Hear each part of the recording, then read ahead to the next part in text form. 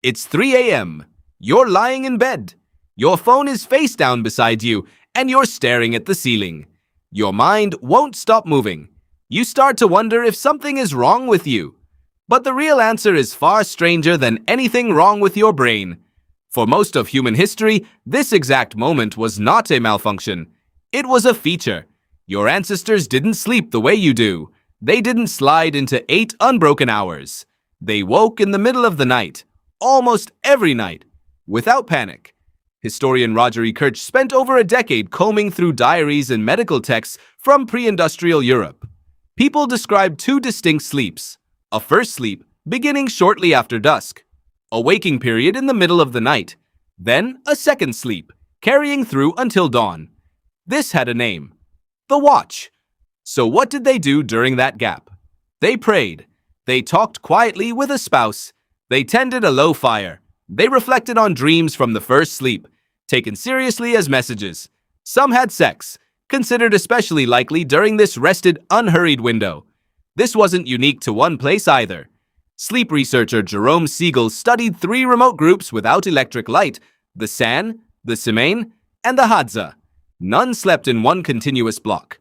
Their sleep was fragmented, broken by short wakeful periods. But they showed almost no symptoms of what we call insomnia.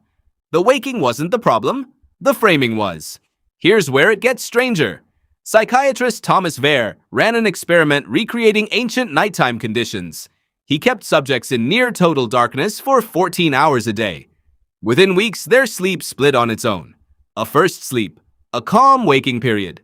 A second sleep until morning. Subjects described that waking window not as distressing, but as peaceful, almost meditative. So what changed? Artificial light. Cheap, widespread, and fast.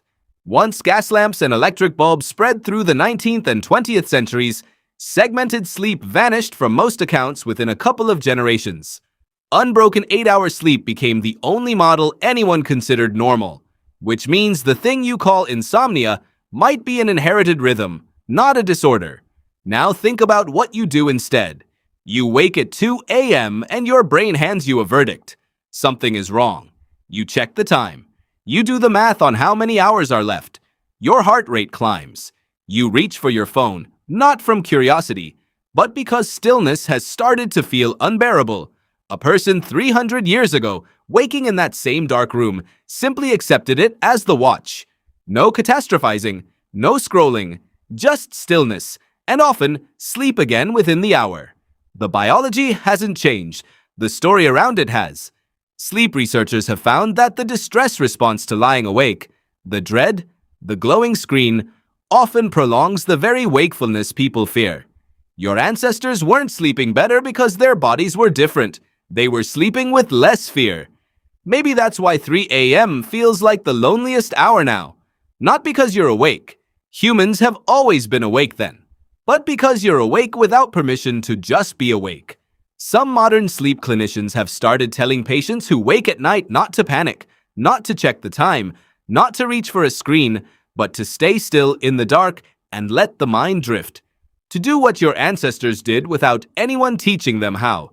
So the next time you wake at 3 a.m. and your mind starts spinning, consider a different story than the one your culture handed you. You are not broken. You are not failing at sleep. You're doing something humans have done for most of their existence, something only recently got rebranded as a disorder. The watch is still inside you. The question is just whether you'll meet it with panic or with the quiet your ancestors gave it instead. It's 3 a.m. You're lying in bed. And for the first time, maybe that doesn't have to mean something is wrong.